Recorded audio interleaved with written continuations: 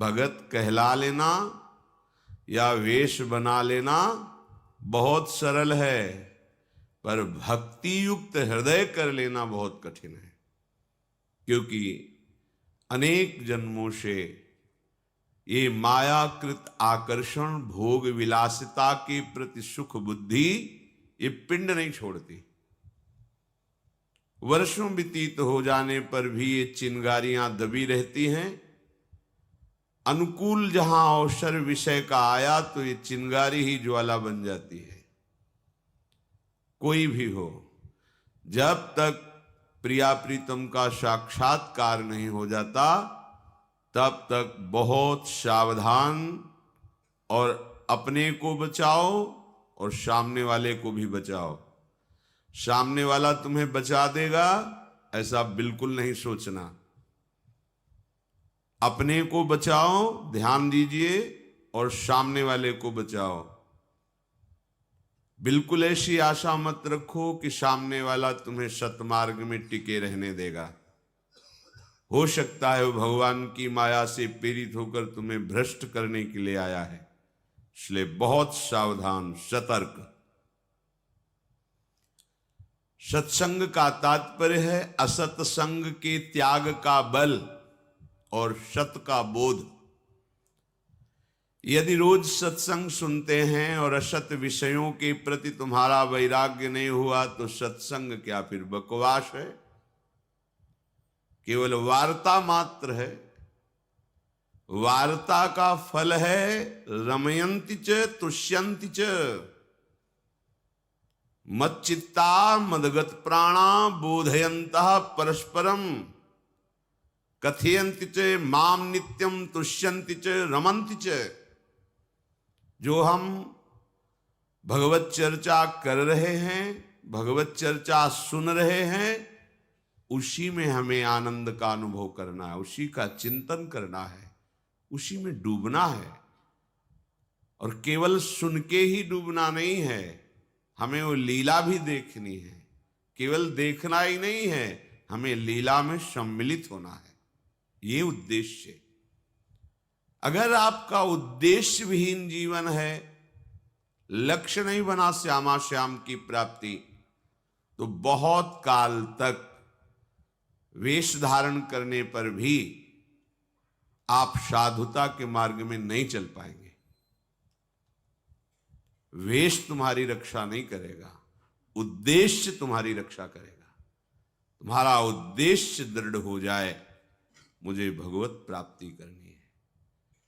ये भगवत मार्ग देख सुन करके सब लोग जा रहे हैं तो हम भी जाएं, ये ऐसा मार्ग नहीं है। ये विवेक विचार पूर्वक कदम बढ़ाया जाता है।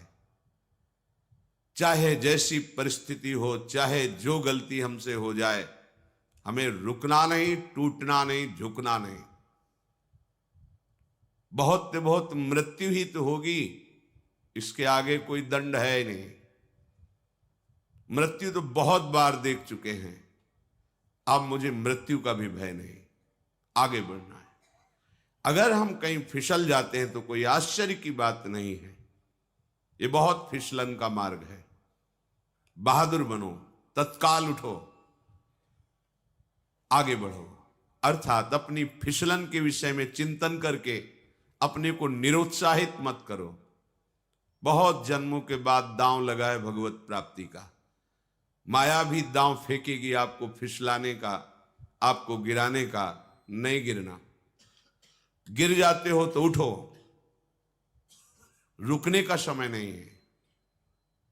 प्रभु अजान बाहु अभेद भुज दंड मूल आपसे मिलने के लिए आपको चयन कर लिया है। विचार करो तो रोना आ जाएगा कि उनकी कितनी कृपा है। पर अपने विचार शून्य, भोगों में सुख बुद्धि रखने वाले, अपने स्वामी की बात ना मानने वाले,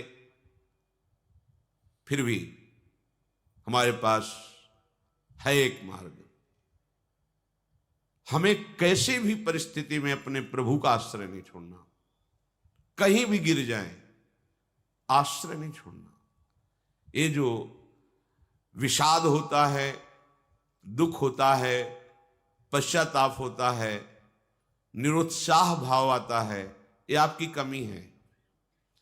पहली बात, जो आज्ञा में रहेगा विश्व में किसी भी शक्ति की ताकत नहीं कि उसे गिरा सके। लिख लो, दिमाग में लिख लो। यदि आप गुरु आज्ञा पर रहोगे, शास्त्र आज्ञा पर चलोगे, तो विश्व ब्रह्मांड में किसी की ताकत नहीं, दैवी शक्ति की भी, कि आपको परमार्थ से भ्रष्ट कर दे। आप वहीं गिरोगे जहां आज्ञा का उल्लंघन होगा। फिर भी सुधार करो। 100 बार गिर जाओ तो भी रुकने की मन में वृत्ति नहीं आनी चाहिए।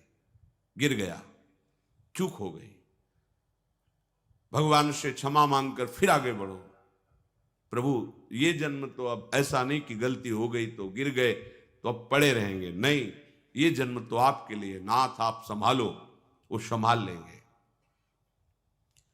यदि जीवन में भी भजन नहीं किया, अंतिम समय तुम्हें भगवान का किसी भी तरह से स्मरण आ जाए तो तुम्हें परम पद की प्राप्ति हो जाएगी। श्री भगवान कह रहे हैं, अंत काले च मामेव स्मरन् मुक्त्वा कलेवरम् यः प्रयाति समद्भावम् नास्त्यत्र संशयः। जो मनुष्य अंत काल में किसी भी तरह से मेरा स्मरण करके शरीर छोड़ता है, वह मेरे स्वरूप को प्राप्त हो जाता है, अर्थात भगवत प्राप्त हो जाता है। इसमें बिल्कुल संदेह ना करना। स्वयं भगवान कह रहे हैं, नास्त्यत्र संशयः, संशय की कोई गुंजाइश नहीं। किसी भी तरह से भगवत स्मरण हो जाए, किसी कोई बहाने से हम प्रभु का नाम पुकार लें, या कोई आकर कृपा करके अंतिम समय हमें नाम सुना दे, प्रभु का चित्रपट दिखा दे, प्रभु की चर्चा करने लगे, नाम कीर्तन करने लगे, तो उस मरणासन व्यक्ति को भगवत प्राप्ति हो जाएगी। अगर भगवत प्रेमी महात्मा किसी का शव जाते हुए देख ले, चिता की धुएं को देख ले, चिता की राख को छू ले, उस जीव का कल्याण हो जाता है। सोचो, जिन भगवत चरणारविंद का आश्रय लेने वाले महापुरुषों का ऐसा प्रभाव है, क्या आप भगवत आश्रित नहीं हो सकते? आप भी तो भगवान के अंश हैं, प्रभु के बच्चे हैं। क्यों अपने जीवन को दुख में डाल रहे हो? बड़े आश्चर्य की बात है कि हम लोग जानबूझ करके गड्ढे में गिरते हैं, जानबूझकर पतन के मार्ग को अपना लेते हैं। यही है भगवान की विश्व विमोहिनी माया। ये माया आप पर प्रभाव न डाल सके, इसीलिए कहा जाता है निरंतर रटो राधा राधा। पर सुने कौन? सब अपने मन की सुनते हैं। गुरु हजारों बनाते हैं, लेकिन गुरु की कोई नहीं सुनता। बड़े बड़े संत व्याकुल होकर के, हर प्रयास करके, निराश होकर के, अपमानित होकर संसार से गए। जगत मंगल की सामर्थ्य रखने वाले महात्माओं को यहां अपमानित किया गया, मारा गया, निंदा की गई। अपमान, निंदा, पीड़ा, प्रहार सब सहकर वो जगत के मंगल के लिए अपने जीवन को न्यौछावर किया। हम लोग ऐसे मूढ़ आत्मा हैं कि उनकी बात ना मानकर नरकगामी क्रियाएं, नरकगामी चेष्टाएं नहीं छोड़ पाते। महात्माओं को अगर दुख होता है तो केवल इसी बात का दुख होता है, इतना दिव्य जीवन बन सकता है आपका कि आप पूरे भुवन को पावन करने की सामर्थ्य रख सकते हैं। आप ऐसे भगवान नाम से, भगवत चरणारविंद से विमुख होकर मलमूत्रों के द्वारों में भटक रहे हैं, इसी बात का दुख होता है। अरे ये तेरा विषय नहीं है प्यारे, तू सच्चिदानंद प्रभु का अंश है, जो महासुख राशि है। स्वरूप की तरफ लौट। इस जगत के विषय भोगों में ना किसी को सुख मिला है, ना मिलेगा। मान जा मेरी बात। ये जितने भी शास्त्र हैं, ये सब आपको सुख देने के लिए है। इनकी जितनी भी आज्ञा है, ये आपको दुख से निकालने के लिए है। ऐसा नहीं कि मनमानी ढंग से लिखे। आप देख लो, जहां आप शास्त्र आज्ञा का, गुरु आज्ञा का उल्लंघन करते हो, वहीं पिट जाते हो, वहीं तुम्हें मुंह खाना पड़ता है, वहीं तुम गिर जाते हो। नहीं, तुम्हें कोई नहीं गिरा सकता। विश्वास कीजिए, जब हम गुरु आज्ञा का उल्लंघन करते हैं, भगवत विस्मरण करते हैं, भगवत विमुख आचरणों की प्रधानता चित्त में रख लेते हैं, उसी समय हमारा पतन हो जाता है।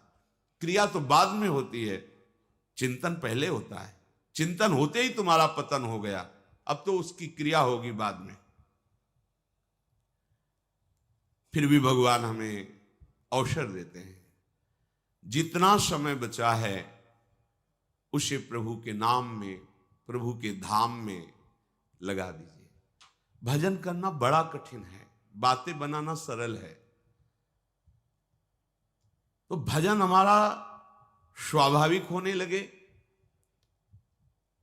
और कैसी भी परिस्थिति हो पर हमारा कल्याण हो जाए, इसके लिए समर्थ उपाय है धाम का आश्रय।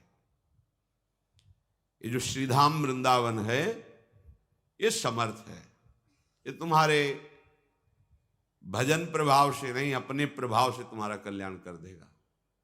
पर इसकी रहनी तो सीख लो। जहां रहा जाता है वहां की पद्धति के अनुसार चले तो आनंद प्राप्त होता है। वृंदावन ही विधि बसे, तजिके सब अभिमान, तृणते नीचो आपको जाने सोई जान। अरे महामहिम अनंत ब्रह्मांडों के स्वामी श्री युगल सरकार का महल है ये। बड़े बड़े तीर्थ, बड़े बड़े ऋषि मुनि, भगवत कोटि के महापुरुष यहां की चरण रज की चाह करते हैं। वहां अपने को सौभाग्य मिला आश्रय और वास का। यहां हमको सबसे दीन बनकर रहना है। बहुत बड़ी जगह मिल गई है क्या तुम्हारे अंदर अभिमान करने योग्य? तुम ना अपने शरीर को सुरक्षित रख सकते हो, ना अपनी बुद्धि को शास्त्र सिद्धांत से चला सकते हो, ना एक श्वास तुम अपनी इच्छा से ले सकते हो। क्या है तुम में अहंकार करने लायक? विचार करो, क्या है तुम्हारे पास? अहंकार करने लायक अगर है तो केवल प्रभु है। हम उनके हैं, इस बात का अहंकार बढ़िया हो जाएगा, मंगल हो जाएगा। सब विधि एकमात्र भरोसा, कहीं कोई अभिमान की वृत्ति नहीं, ऐसे रहा जाता है धाम। जगत में जो हमसे पापाचरण हो जाते हैं, धाम आने मात्र से वो सब भस्म हो जाते हैं। बड़ा प्रभाव है श्री धाम वृंदावन का। श्री धाम वृंदावन आके यहां की गलियों में घूम करके राधे राधे बोलकर चले गए, आपको पता नहीं चला आपके कितने अशुभों का नाश हो गया। अगर कहीं यहां कोई दंड विधान हो जाता है, आपकी जेब कट जाती है, चैन कट जाती है, या कुछ आपको ठोकर लग जाती है, चोट लग जाती है, ऐसा कुछ नाच पड़ो, बहुत बड़ी बात हो गई। ये बात समझ में आपकी नहीं आएगी कि हमारे तो जेब कट गई, हमें तो चोट लग गई, तुम कह रहे हो बहुत बड़ी मंगल बात हो गई। ऐसा अशुभ जो तुम्हें वर्षों भोगना पड़ता, क्षण में बिहारी जो नष्ट कर दिए अपने धाम में, बड़ा मंगल में है। वैकुंठ की महिमा शास्त्रों में बहुत वर्णन की गई। भगवान श्री नारायण देव जी का जो धाम वैकुंठ है, ये जो 84 कोस भूमि, इसके आगे उसकी भी महिमा लघु हो जाती है वैकुंठ की। वैकुंठ होते अधिक है मथुरा मंडल जान, तामे ताहूते अधिक ये ब्रजमंडल सुख खानी। अति सुदेश माया रहित 21 जोजन भूमि, जहां सहाई ब्रजवास की, रहत कृष्ण दिन झूमी। वैकुंठ से भी श्रेष्ठ मथुरा मंडल है। मथुरा नित्य कृष्ण को बास, निस्दिन श्याम न छाड़त पास, तासु सकल लीला कही। श्री हरि की निरंतर उपस्थिति मथुरा में वर्णन की गई है। बड़ी महिमा है पुराणों में भी। पर मथुरा मंडल से भी महामहिम 21 योजन भूमि, 1 योजन 4 कोश, 21 योजन 84 कोश। ये 84 कोश जो भूमि ब्रजमंडल है, यहां श्री कृष्ण की विशेष कृपा होती है जो वास करता है। प्रभु श्री कृष्ण की मानो गोद में रह रहा है जो ब्रज 84 कोश में रह रहा है। ये आपके पुण्य बल से नहीं मिलता, ये हमारी प्यारे जू की कृपा से मिलता है। आप कृपा पात्रों की पंक्ति में आकर के भी मनमानी आचरण, भगवत विमुख आचरण, सोचो, रोज समझाते हैं आपको कि आप कृपा को ठुकराइए मत, नहीं तो पछताओगे। अभी हवा चल रही है अनुकूल, नौका बड़े वेग से भव समुद्र से तुम्हारी प्रभु की तरफ जा रही है। हलचल मत करो, बैठे रहो चुपचाप। कुमार्गगामी प्रवृत्तियों का प्रोत्साहन जो आप अपने अंतःकरण में देते हैं, ये आप कृपा को ठुकरा करके अकृपा का वर्ण कर रहे हैं, पतन का मार्ग। इतनी महिमा है इस ब्रजमंडल की, ब्रजरज में वास करने की, कि शिव शनकादि याचना करते हैं इस रज की। जो रज शिव शनकादिक याचत, सो रज शीस चढ़ाऊं, किशोरी तेरे चरणन की रज पाऊं। लाडली कृपा कर दो, धाम वास दे दो, कहीं भी किसी कोने में पड़ा रहूंगा, बैठ रहो कुंजन के कोने, श्याम राधिका गाऊं। क्या करूंगा इस रज में? श्याम राधिका गाऊं। प्रिया प्रीतम की रस भरी लीलाएं गाते हुए अपना जीवन यहां व्यतीत किया जाता है। ये भगवत प्राप्ति का प्रेम गढ़ है। आप यहां आकर कुछ चेष्टा, गंदी बातें, गंदा चिंतन, पाए रतन चीन्ह्यो नहीं, दीन्ह्यो करते डारी, ये माया श्री कृष्ण की मोहो सब संसार। महामहिम देव दुर्लभ मानव देह, ब्रज 84 कोश में ब्रजवास या श्रीधाम वृंदावन, फिर भी आपकी चेष्टाएं वही संसारिक, वही लालच, वही भोग प्रवृत्ति। भैया चूक मत करो, नहीं तो रोते नहीं बनेगा, संभल नहीं पाओगे। अभी अज्ञान की धरा में हो, इसलिए आपको परिणाम नहीं दिखाई देता। परिणाम की तरफ दृष्टि रखो, सुधर जाओ। जीवन कृतार्थ करने का तुम्हें अवसर मिला है। अनमांगे अनचाहे ढंग से तुम महापुरुषों के मार्ग में आ गए हो, कृपा पात्रों की पंक्ति में आ गए हो। अब अपने को दुर्भाग्य से युक्त मत करो। ये अवसर चूक गए तो पता नहीं किस कल्प में कभी अवसर मिलेगा भी कि ऐसा नहीं मिलेगा जैसा अभी मिला है। मधिराजत ज्यो मुकुटमणि, वृंदावन रस कंद, रस में सुख में तेज में, झलकत कोटि कुचंद। ये माथुर मंडल बैकुंठ से भी श्रेष्ठ, उसमें श्री कृष्ण का साक्षात स्वरूप ब्रज 84 कोश। और मुकुट में जैसे मणि होती है, तो मुकुट हुआ ब्रज और मणि है वृंदावन। मधिराजत ज्यो मुकुट मणि, वृंदावन रस कंद। कंद कहते हैं मूल को, रस का मूल है ये वृंदावन, जिसे वेद कहता है रसो वैशः। वो रस स्वरूप परमात्मा है और उसको प्राप्त करके सब आनंदमय हो जाते हैं। रसम ह्रेवायम लब्ध्वा आनंदी भवतु। सीधे इस रस को जो प्राप्त हुआ वो आनंदी भवतु, वो आनंद। विषय रस भोगते हुए तो अनंत जन्म बीत गए, अब ये हमें भगवद रस का सौभाग्य मिला, जिसको जानते भी नहीं हैं अपने लोग। शांत हो जाओ, इंद्रियों के द्वारा आकर्षण किए हुए भोगों की आकर्षण वृत्ति को सह जाओ। सहत सहत बाढ़े भगति, जितना सहोगे उतना ही भक्ति आपके हृदय में बढ़ेगी और आप सच्चे संत हो जाओगे। भले आप पैंट शर्ट में रहो, पर आप महान पुरुष हो जाएंगे। कपड़े से कोई महान पुरुष नहीं होता, स्थिति से महान पुरुष होता है। वो स्थिति तुम्हारे घर की संपत्ति है, मानिए।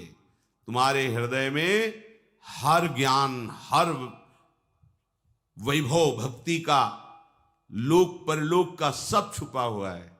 तुम जागृत केवल करो, विषयों का चिंतन, विषयों की क्रीड़ाएं, विषयों के लिए लालायित होना, ये तुम्हारी शक्ति का ह्रास है। जीवन का बहुत बड़ा वो निकृष्ट भाव है जो आपको अपने स्वरूप तक, परमानंद तक, रसकंद तक नहीं बढ़ने दे रहा। श्रीधाम वृंदावन में आए हो या रह रहे हो या आश्रय लिए हो, आप बहुत बड़े कृपा पात्र हैं। ये साधारण बात नहीं। रोना पड़ा है बड़े बड़े महापुरुषों को। हरिराम व्यास जी रो रो करके कहते हैं, मुझे ब्रजवासी बना दो, मुझे वृंदावन का वास दो। रो रो के कहते हैं। हम कब हुए हैं ब्रजवासी? ऐसा सौभाग्य कब हमें मिले? किशोरी जी, अब कृपा करो, मुझे और कुछ नहीं चाहिए। किशोरी मुहि अपनी कर लीजिए, और दिए कुछ भावत नाही, वृंदावन रज दीजिए। हे वृंदावन के खंग पशु पंछी, हम पर कृपा करो, हमें धाम का वास दो। बड़े बड़े महापुरुष मांगते हैं, आपको अनमांगे मिल गया। अब आप अपनी रहनी सुधार लीजिए, मान जाइए। रहनी प्रमादवश आप बिगाड़ देंगे, धाम में रहने का भाव नहीं रह जाएगा आपके अंदर, उत्साह नहीं रह जाएगा, मन आपको भगा देगा संसार में। ये माया श्री कृष्ण की मोह सब संसार, सारा संसार इसी माया चक्र में यंत्रवत घूम रहा है। वृंदावन रसमय, सुखमय और तेजमय है। श्री प्रियालाल की नख कांति से श्री वृंदावन प्रकाशित होता रहता है।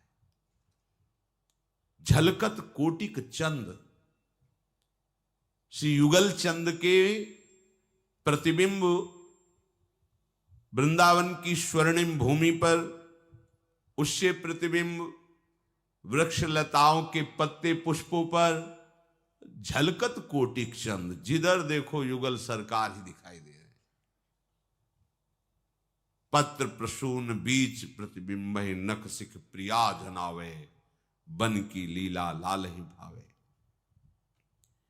एक रंग रुचि एक रस, अद्भुत नित्य विहार, जहां किशोरी लाडली करी लाल उरहार।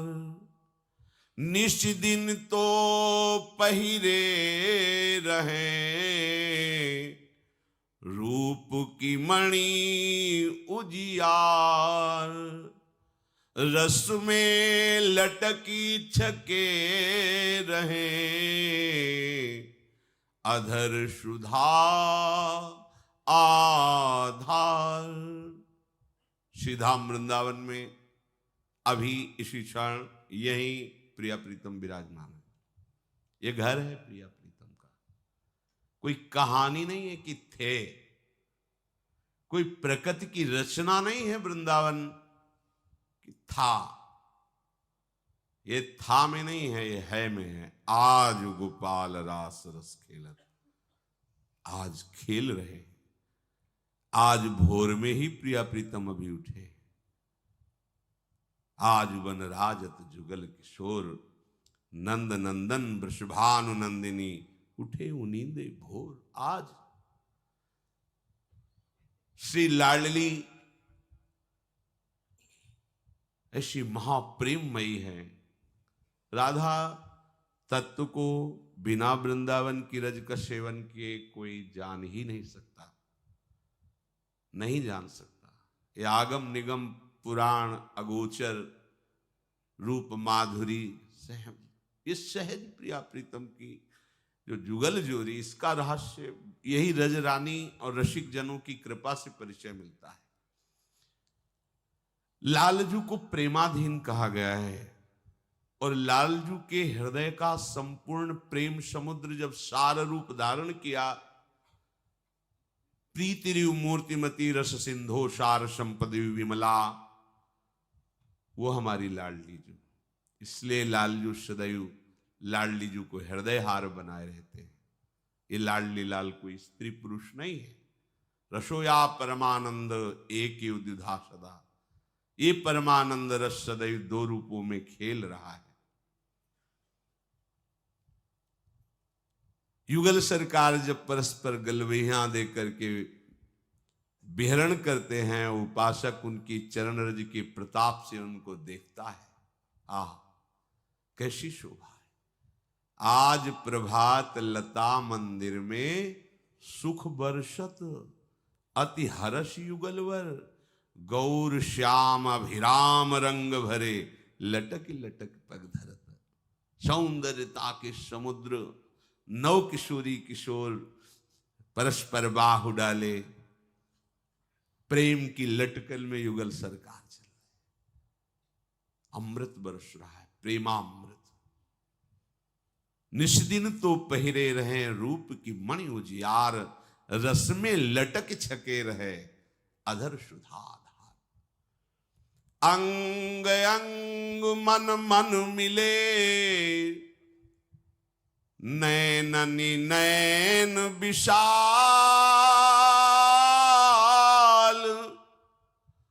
रूप बेली प्यारी बनी, तो छवि के लाल तमाल। ये यही हो रहा है, यही विराजमान है। ऐसी रूप माधुरी है युगल सरकार की। बिना इनकी कृपा के आप भावना भी नहीं कर सकते, जिसे लौकिक शब्द में कल्पना कहते हैं। आप कल्पना भी नहीं कर सकते। देवलोक भूलोक रसातल सुनि कवि कुल मत डरिए, सहज माधुरी अंग अंग की कही कासो पटतरी। शनकादि श्री नारायण के चरणों में चढ़ी हुई तुलसी की गंध से मतवाले हो गए। जो हमारे प्रभु निकुंज बिहारी लालजू के अंश से नारायण है, संपूर्ण सौंदर्य माधुर्य निकुंज में विराजमान है श्री हरि का। इन युगल सरकार के श्रीअंग की सौरभ, इनके श्रीअंग की सुंदरता, इनकी शोभा, इनकी लीला और इनकी समीपता, ये सौभाग्य हमें मिलने वाला है। अब अगर नहीं मिला है तो निश्चय करो, आप लोगों को ये सौभाग्य मिलने वाला है। इसीलिए प्रियालाल ने आपको धाम बुलाया है, अपने घर बुलाया है। आप नहीं आए हैं, आपको बुलाया गया है। प्यारी जू ने आपको बुलाया है। क्या हम प्यारे जू के घर में आकर के ऐसे कृत्य करें जिससे उनके निज जन, निज शक्तियां आपको विचलित करके यहां से भगा दे? इतना बड़ा सौभाग्य आप अपने दुर्भाग्य में बदल रहे? नहीं नहीं, चूकिए मत। प्रार्थना है, चूकिए मत, पछताओगे। ये जो अवसर मिला है तुम समझ नहीं पा रहे, बहुत बड़ा अवसर मिला है, चूकिए मत।